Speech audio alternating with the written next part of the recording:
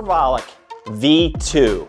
This is a super safe and effective natural anabolic. Not only is this product going to help you increase protein synthesis, which basically means muscle recovery and growth, it also may inhibit myostatin, which is a protein in your body that is known to inhibit muscle growth. This is a complete natural anabolic that works through multiple different pathways, has multiple trademarked ingredients. If you are a natural athlete looking for that edge, Qualif V2 is what you need. Get yourself some. All right, everybody, welcome to the Pro Physique Code. Today we have a very special guest, coach for Pro Physique, Miss Danica. How are you, Danica? I'm good. How are you doing? It's been way too long. We didn't get to have you down at the Pro Physique Command the Stage event, but you were missed. I had a lot of people ask about you. I wish I was there, but I also heard that Dr. Joe put some psychology in there too. Actually, his talk, which we'll get into, was around the psychology of, the relationship with food and prep. Mm-hmm. And he kicked it off, and I think it opened a lot of people's minds. I think you and I have been around the sport for so long. We've seen a lot of ebbs and flows. And when I say we've been around the sport for a long time, you've actually been a world champion in the OCB, winning one of was it the first Yorton Cup bikini or maybe the second? Second. Yeah. Yeah. So the OCB Yorton Cup, for those that aren't familiar, that is, one of the larger natural organizations, and that is their world championships. My client Bronwyn won it a few years later. That was one of my career aspirations. I really wanted to win that title. And Danica's been, you've been with Pro Physique for a few years now. I have. I think it's almost been 3. Maybe Yeah. Yeah. I just saw your update. I feel like you're thinking about competing again, just based on, no? No. You just keep your physique in such a good place. Like, I feel like you could just pull the trigger. But I think we talked a little bit about it last year, and you said, you know what? I changed my mind. You started for a week or two, and then we're like, no. I totally would down the road, but I feel like I'm in such a good, healthy spot, and everything's changed. Like, you talk about this too, like how bikini is, and now with the new division and figuring out like, where do I even stand anymore? Because I have muscle, but then Listen, it's been a period of transition for me with this sport as well. And I think, like, the topic for this podcast, I want to talk about like the characteristics of a healthy prep, having a healthy relationship with the sport. And you said something right then that made me think, like, I think early on I competed because I thought I needed to, not necessarily because I wanted to. And now I compete when I want to. Yes. And I think that relationship has improved. I don't have to be in prep to eat good and train hard and treat myself well. Whereas I think those used to be the periods where I did that. And then when prep was over, it was like back to drinking with the buddies and skipping cardio, so. Yeah. Yeah. So is that what you mean by healthy? You're just in a good spot where you're just enjoying life and the gym and the kids and. Yeah, there's no rigidity around it that is impacting my day-to-day life. Like, I have my non-negotiables and I have my constants, and I treat myself really well, and that feels really good to like not put pressure on myself. And also, just like you said, I don't have to, like, I can uphold a physique, and like I can still eat really well and train really hard, and it doesn't mean that I have to, because I do that, I have to go and do a show. I can live this life and be more fluid in it. There's not pressure to do it. And I want to, if I ever do a show, I want to be excited for it. Like, I want to be like, yeah, let's do this. And like, I want to do it. Yeah, I think that's where I've gotten with competing, because I competed a lot in the early part of my career, like almost every year, every other year. And then I got to the point where now I only compete when there's a goal that really feels tangible for me, that I'm excited about, not just because I want to get on stage. I want to, so this year I turned 50, and it's been a thought for many months now. Like, it would be really cool to compete at 50. So it may happen this year. I also want to take some pictures at 50 and just be like, you don't have to look like an asshole at 50 if you don't want to. So you work with people that are, let's talk a little bit about your licensure, your degree. You have a master's degree. Let's talk a little bit about that and how that, along with your competing, has shaped your, the people you work with. So I went to school for psychology. I got my bachelor's in psychology and then my master's in social work. And I focused on eating disorders and body image disturbances. Um, at the same time, I was fitness director, personal trainer. So like fitness and movement was always really important to me, but I really liked the psychology behind things and I wanted to blend the two together because they go hand in hand. So then I started kind of incorporating that into my training with my clients. And then I attained my holistic life coach, mind, body, food practitioner diploma, to kind of dive a little bit deeper into more like I mean, people don't really like the word holistic, but it's a whole body approach, like mind, body, The really. reason I don't like the word holistic is just because my association with it has been negative from the impact of like the doctors that are prescribing like just total random stuff. But I Like, have also, it's just like any doctor. I think that there are variations of yeah, quality. Yeah. yeah. I feel like holistic just in my mind and how I practice is it's a whole body approach. Like I'm not just looking at the person from only a psychological standpoint, Yes. that it is all encompassing of their life, their world around them. And that does include their physical self and their mental and emotional self. Okay. Yeah. Yeah. The word holistic, I think it's gotten associated negatively. And I try to remember that my purview might be different than anybody else's. But, when I'm having a consult with a client and they're like, oh, my doctor is a holistic doctor. And I'm like, they don't want me to get blood work. And I'm like, ugh. Yeah. Yeah. Like, Yeah. I did a saliva test and it turns out that I need this supplement. And I'm just like, okay, I don't necessarily believe in all that. But I also have seen holistic doctors tend to look at the whole picture and not just one reading on a blood test. And so I think there's space for all of that. So yeah, it's an interesting, it's funny how even the word guru used to be a Oh, positive yeah. word and now Yeah. it's gotten a negative connotation. Now it's Yeah. kind of like a Yeah. shyster. Oh, yeah. Even the word, because life coach is in my diploma. And some people have been like, like for instance, I also will coordinate sometimes with clinicians, like with my clients, they're seeing outside clinicians. And when they first hear about me, they'll say, I was a little hesitant because I saw a life coach, but now that I've gotten to know you, I realize like you really are just helping someone's life. Like you're helping them to thrive in whatever capacity they need to thrive more in. Well, I And think even that term got bastardized because you didn't, to put those words on your profile, you didn't have to have a degree. There were 23-year-old oh, yeah. that were, using daddy's credit card, calling themselves a life coach. Yeah, yeah, So it got associated with like, oh, I don't want to have a real job. I will be a life coach or I will right. be a personal shopper. Yeah. While those are very valid and real careers in the right circumstances, but yeah, it's funny how all that stuff gets this negative connotation. So when you were getting your master's degree, when did you start competing in bodybuilding? I started competing and it was my second year of graduate school. Um, and then that's like right when I started. It was when like Oxygen magazine came out and like Jamie Eason was big and Amanda Latona and Nicole Wilkins. Um, Okay. so that was like when bikini first started, really.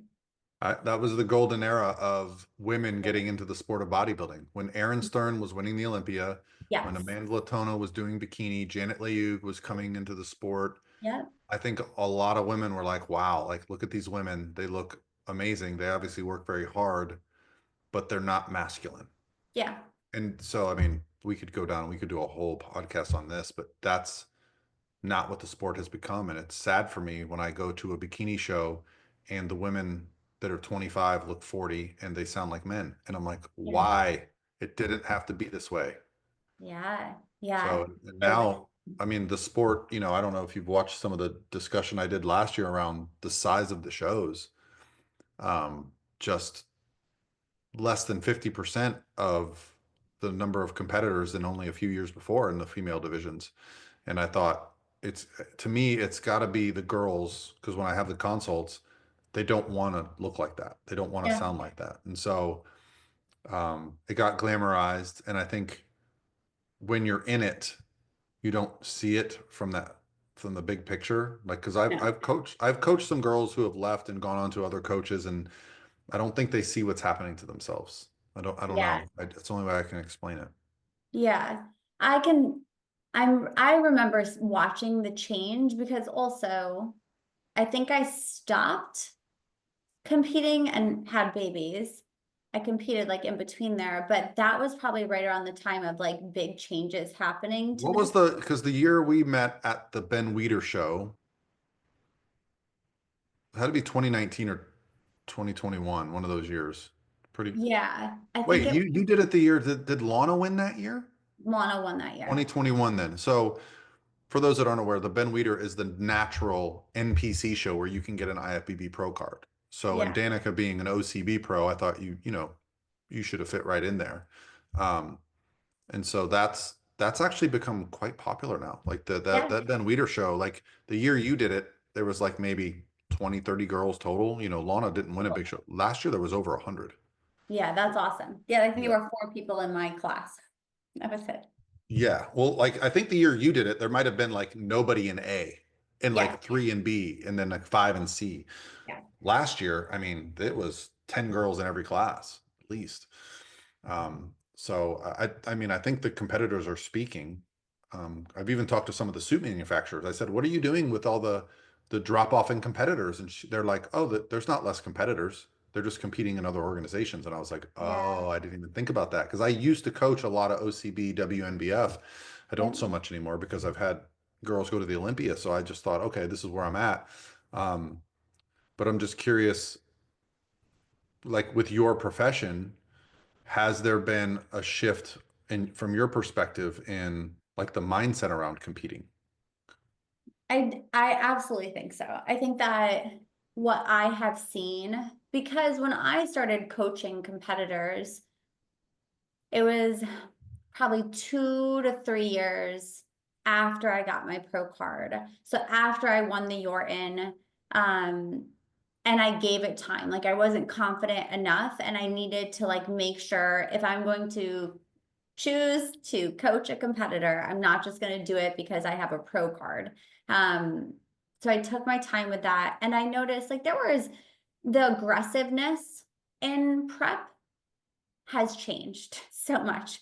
Um, or Describe like, what you mean by aggressiveness. yeah, so because of what the, I guess, criteria was when and there were competitors for NPC and for OCB and INBF, so natural federations too, but I didn't have to, as a coach, I really didn't have to do aggressive things. And by aggressive things, I would mean like really put them in a deep deficit or really nail in cardio or even consider taking any supplements that were like fat burners or I didn't even know enough to even do that stuff. So I would never dabble in it, but it wasn't even on like the market. It wasn't something that was really advertised when I was coaching in the very beginning. And so that being said, the mindset of it was still kind of healthy. Like it was still like, yeah, I'm just Yeah. going to dial things in and I'm going to be in a deficit. It might suck towards the end, but like I can do this and it's going to be pretty easy going to some Right. extent. And the rebound was also different, like because it wasn't this huge hole that was put in. And I think that along the way, because the level of criteria or the leanness or the musculature was just like ramped up, then as a coach, it was like, oh shit, like people are becoming more aggressive because the expectation is a little bit more aggressive too, or the criteria seems to be a little bit more aggressive, and the level of leanness needs to be a little bit more, or these young athletes, these females have to have more muscle on them. And I did Yeah. start to see that that also impacted the mindset of competitors too, or the athletes going into it. Like, almost like literally putting their entire being into the sport at the Their sac. identity, their personality becomes, I'm a Yeah, competitor. yes, at the sacrifice of really important areas of life. Right. Um, and sometimes at the sacrifice of their own health too. So before we started the podcast, I told you kind of my thoughts on what we should talk about today. And I said, one of the things I've been concerned about is, and I don't know if it's just because, when you start seeing something on social media, it shows you more of that. And so I've been looking at reels of competitors, all female to this point, saying bodybuilding ruined my relationship with food. It ruined my hormones. I look worse than I've ever looked. It's bodybuilding that did this. And you know, I want to be like, no, your approach to bodybuilding may have Right. impacted it, but there was probably other things going on before you ever did a show that led you to that. Yeah. You agree with 100%. that? Oh yeah, 100%. I don't like when, because I've worked with many people that were like, many people, I mean, that say it wasn't until after the show. It must have been bodybuilding. It wasn't until after the show that I had this relationship with food, this negative relationship, or like that I started having like these thoughts with my body or my body image. And I'll say, well, no, no, no. Like bodybuilding never was like, let me hold your hand and you're going to do exactly this. You have to take some ownership to the behaviors that you put yourself in and started doing on yourself, and the choices that you've been making, and the lack of possibly checking in with yourself now and then, or the lack of communication, whether that's internal or external. You have to be able to take ownership, because bodybuilding didn't like hold a gun to your head and say like you will do this, right? So I think that there are, now I say that, and I will absolutely agree that there are parts of the bodybuilding world that if you don't keep your mind in check, or keep your internal dialogue in check, or keep your values or morals in check, or have the right support around you, where it's a slippery slope, because it's literally telling yourself like you're going to put yourself in a place where you are in a deficit, where there are some extreme natures to it. Like you will have to cut food, you Yeah. will have to develop certain patterns and behaviors that may not be conducive to like a quote unquote healthy um lifestyle. And you have to know that, okay, I am making a conscious choice to do this. These are the things that I'm going to do, but it's for this particular temporary period of time. And this Yeah. isn't what I will always do. So I can't let this change that I'm going to make, or this training or whatever behaviors that I'm going to change for this specific goal, I can't let that dictate how I'm going to be afterwards. 100%. Well, when someone says to me, is bodybuilding healthy? I say it's healthy for me. But a lot of people, they think about healthy as like, it's healthy all the time, 24 hours a day for your whole life. And I don't think it's healthy to always be doing the healthy thing. Like Right, if you look at professional athletes, is it healthy to run at full speed into another grown man? Well, that's football. Is it healthy to jump out of an airplane and skydive? No, right. but that's called living life. And so I think for me, bodybuilding opened my eyes to how to set goals, how to create time management, how to, take the thing that I love doing, which was go to the gym and get better at it. I went back to school. Like it created a whole shift of my perceptions of things. So yeah, that's where I struggle when influencers are talking about bodybuilding being bad, or saying that the bodybuilding diet, and I do air quotes because that's a term that I've heard people use, is like this is the diet, and we've all heard it, broccoli and chicken and rice, and which I'd be curious, who was your first coach? Did you coach yourself? Oh, Larry Roberts. It was Team Extreme, and he was based in Plattsburgh. Okay. And he did oh, well, my very first one was my husband, Okay. which he didn't know what he was doing. He was like, here's a can of tuna, eat some tuna. But my first like legitimate was Larry Roberts, and he was great. He did macros, and that was the first Okay, time. so that's what I was getting at. I was curious, maybe he was coached by Lane or Dr. Joe or somebody, because Dr. Joe. those were the early macro coaches. Yeah. Dr. Joe created the whole flexible dieting idea that kind of trickled down. Lane made it popular because he had a way bigger personality. But I was fortunate in that too. And I always wonder, how much do you think that impacts someone to be told, like, go eat whatever the hell you want, it just has to fit these macros?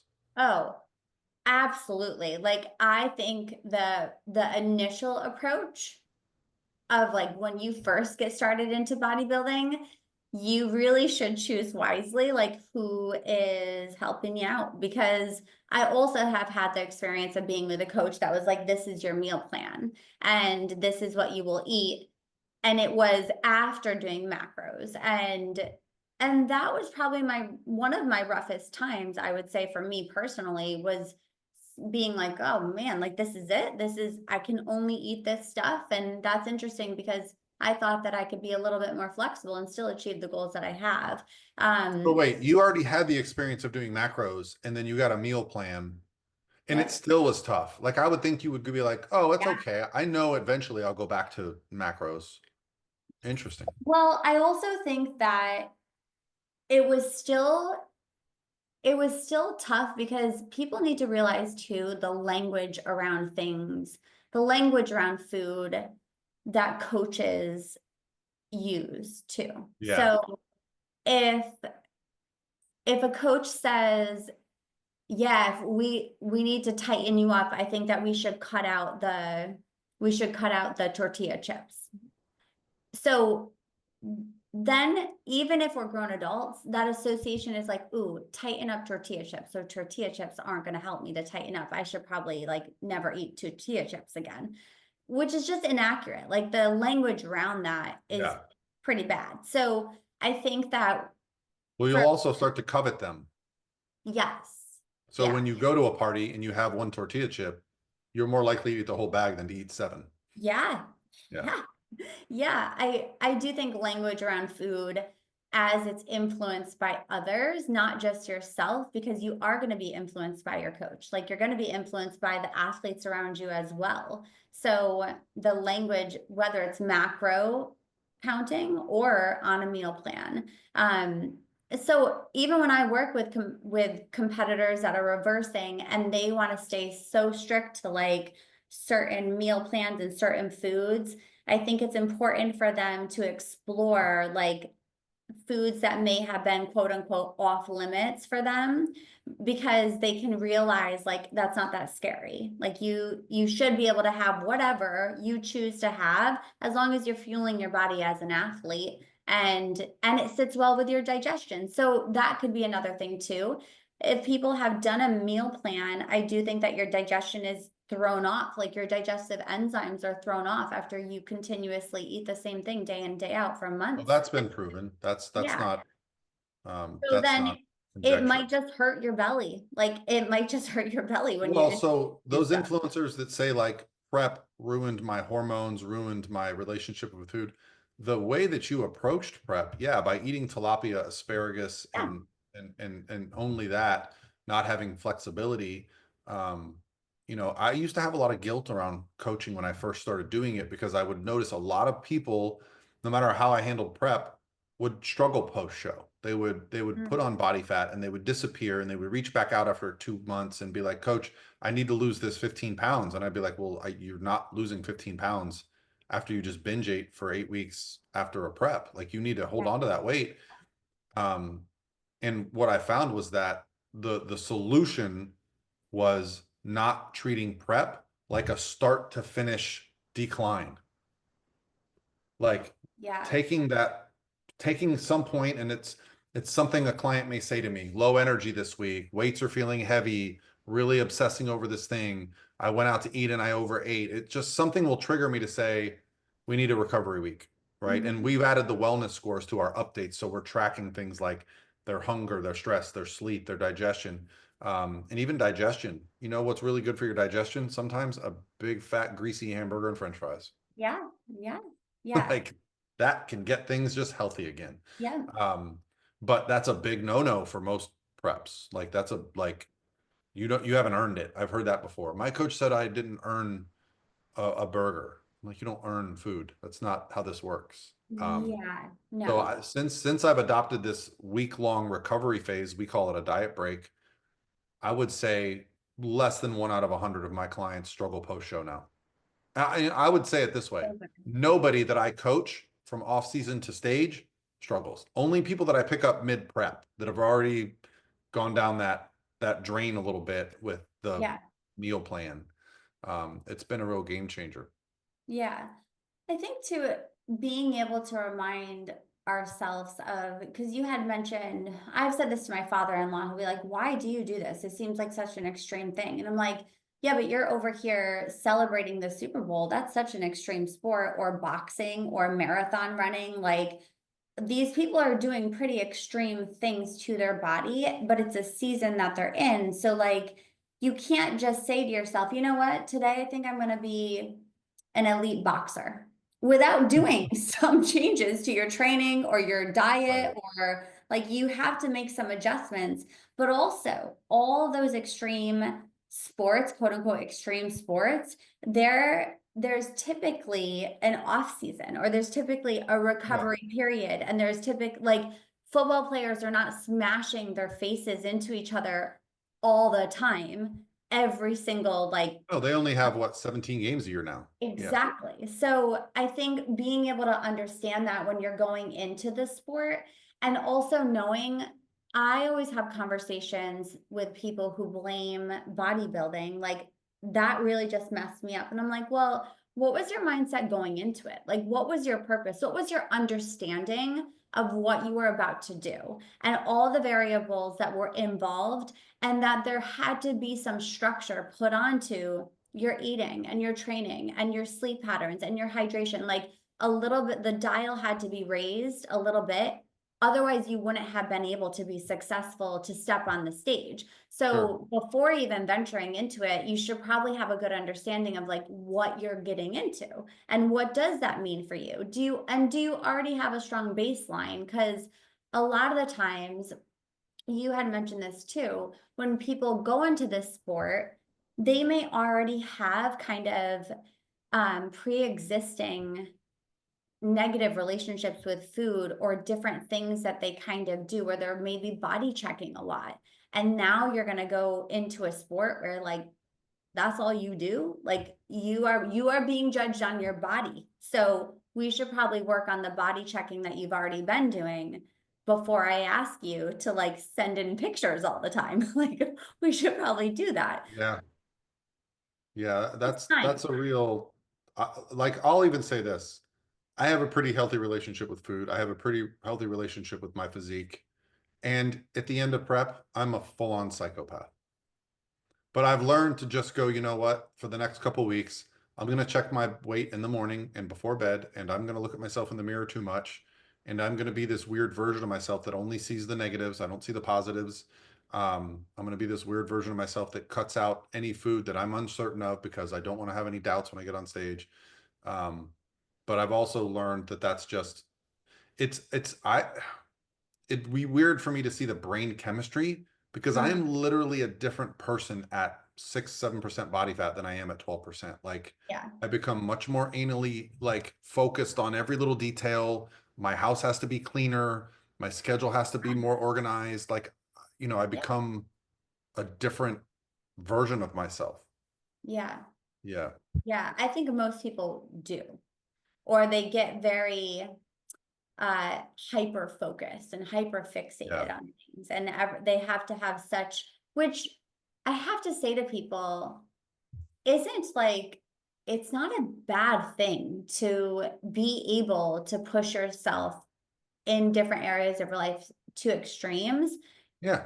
The part that messes it up, I think, is when you are not able to do that or where you have to dial it back. And if it emotionally affects you in a negative way, then we need to have a conversation. Like if you're unable to eat out of the same Tupperware that you always eat out of, if you have a mental breakdown, I say that in quotations, but like if you have an emotional response to it and it brings you distress, then something's going on where like that's not healthy. But I think there's some value in having organization and structure and regimen, and you need to know that your dial that you're using. Are I, you al- I always say at certain points of prep, I am the most effective version of myself. yeah, I am managing my schedule better. I am getting more work done. I am, because you almost have to be on all day. It's like, I used to yeah, work in a restaurant and it was always the funniest thing to me. I could have 5 tables, just had one sat, have food to run, drinks, and I would be cruising. And then there would be like a slow time where I would have one table and I would forget fucking to order the food. And I'd be like, I'd actually do better under the pressure of having things to do all day long yeah, versus like, well, I can go to the gym whatever time I want. I don't really have to eat on a certain schedule. It's not going to affect my mood or energy levels as much. yeah. It's almost like I do better under the pressure of the prep. Then there's the tipping point where you just get lower energy because you are such low body fat. Um, Right. have you like worked with individuals who have let prep kind of become their identity? Like, I think that's one thing when you first start competing, people you don't know, people from the gym, people from the internet are like, wow, you look amazing. And so Mhm. I've noticed people will really pick up their content when they're lean and then they'll disappear when the show is over. Yeah, yeah. Oh, 100%. I mean, even for like me myself, that was when I won the world championship, I feel like that was all I was known for. And Yep. but there like I have a lot of other great qualities too. And but that was all that was highlighted by my own self, but then also by others. So I feel like when you get into that space, it's really hard because you are highlighting that and you're putting a spotlight on that part of you because you are really proud of yourself. But then others are like ramping it up, the intensity of that Yeah. spotlight. And they're like, oh my gosh, look at you. How many more days out? When's your next show? What are you going to do? The conversation and the dialogue, that's what it becomes. So then you just start to think, oh, no one's really asked, like, how are my kids doing? Or Right. how, like, I heard you and your husband just bought a house. How's that house going along? Like, no one really asks about that stuff. And then you kind of fall victim to that. So I think you play a role too. Like, when I meet clients and I'm like, well, what role have you taken into create this as your only part of your identity? Like, this is who you are. Right. Role have you taken in that? Have you been able to talk about your job or your relationships or your family or your hobbies outside of this? What else have you been talking about? Because you're just making that relevant in your life, like just competing. So it makes sense that this is just your identity. Yeah. No, well, and I think especially for younger individuals who haven't had a time to like develop more of who they are. I see a lot of people come into the sport like a bat out of hell. They just start competing. They have an amazing physique. Now they're a coach, they're competing, and then they just get burnt out because they don't realize that that actually wasn't the thing that they were passionate about. They just kind of like they went with the momentum. Yeah. And then there's some people like I'll say about myself, I did my first show at 32, but it was after 15 years of low key obsessing over like, I have all these books over here that I was reading in high school, like Arnold's Modern Encyclopedia, Bodybuilding Encyclopedia. I was always buying muscle mags and just like trying the workouts. I didn't realize I had a passion for something. And then Yeah. I did a show and it just kind of unlocked it for me, especially working with Lane at the time because he was Yeah. someone who was, I will say bodybuilding has kind of a cloak and dagger kind of, oh, what's prep like? What do you eat? Lane was like, this is how it is. This is macros. This is my client. He's eating this. And so working with Lane, increased my curiosity and desire to learn more about it. And it did become my whole life, but it was because I was already there. I just didn't realize it. Yeah, yeah. And there, again, like it can be a part of your identity. And I think that it is a beautiful part. Like it's gotten me to where I am today. So I'm very proud of that part of my identity. Well, It's put it this way, you and me, not together, but let's say you walk into a room with your husband, or I walk into an event, we're immediately known as, oh, they do bodybuilding shows, or they're competitors. Like you carry this around with you all day long.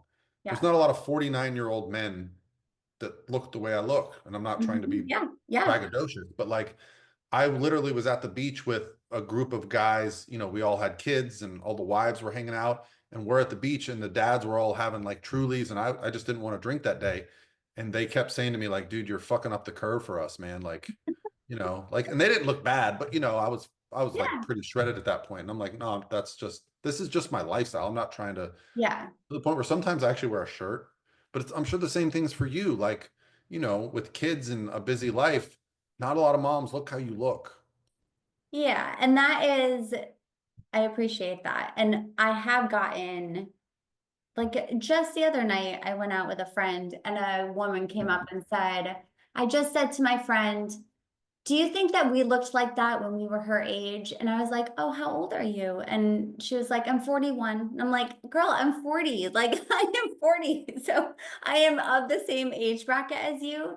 The difference is that like I do have a part of my identity that is taking care of myself. And I Yeah, I like to have routine. I think that routine is pretty, it served me well, but I also have learned that like rigidity past a certain point actually is a negative thing. right. And being able to have intention rather than restriction, which I think a lot of competitors need to be able to learn that. Like I'm making this choice with intention instead of I'm making this choice with restriction, is important. And it's a great part of your lifestyle, but it shouldn't take over your entire being. Yeah, I think the healthiest change that I had mentally around competing was that getting to the show wasn't the end. Yeah. I used to have a very like, my first couple of years competing was like, okay, I have a goal. I want to go to the show. I want to win. I want to get my pro card or whatever it is. And then I did not have a thought past that. And the show would be over. I would be depressed. What's Mm. next? Do I do Yeah. another show? I don't really want to do another show. Now I look at competing as just a phase of that year. And so I look at the year as like, okay, this year I'm going to focus around competing. And part of that means when the show is over, getting back into a good routine. Yeah. And that's really changed.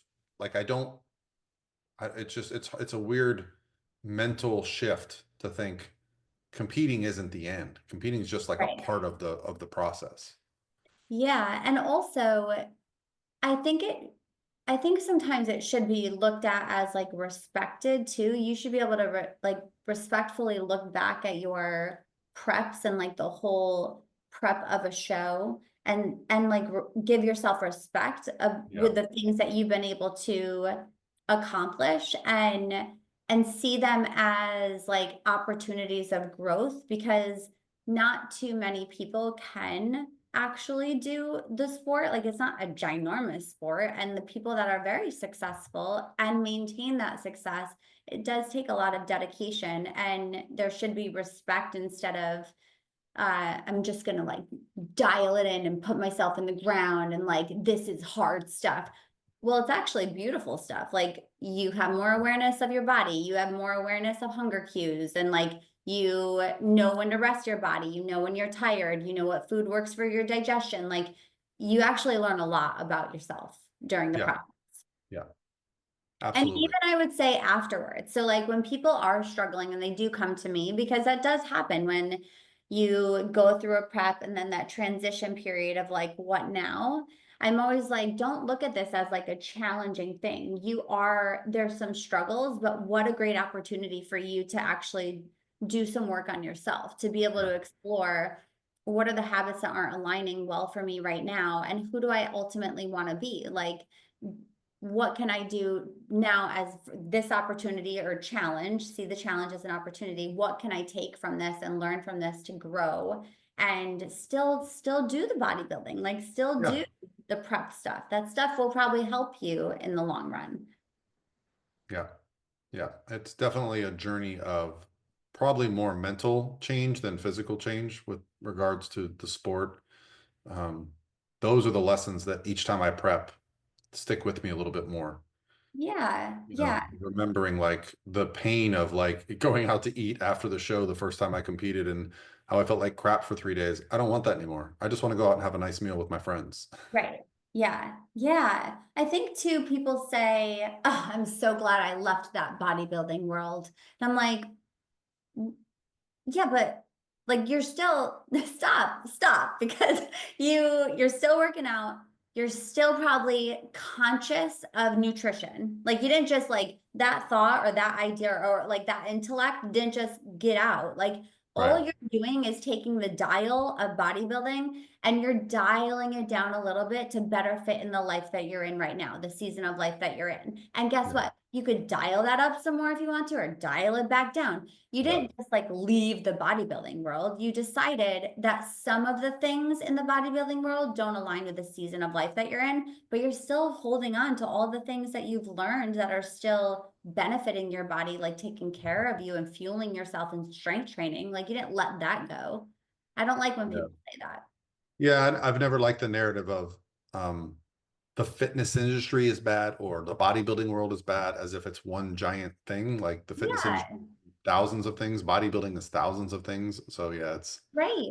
it's a And narrative that you create to kind of feel better about your choices, maybe. I don't know. yes, but that is that extreme ownership that I encourage my clients to take.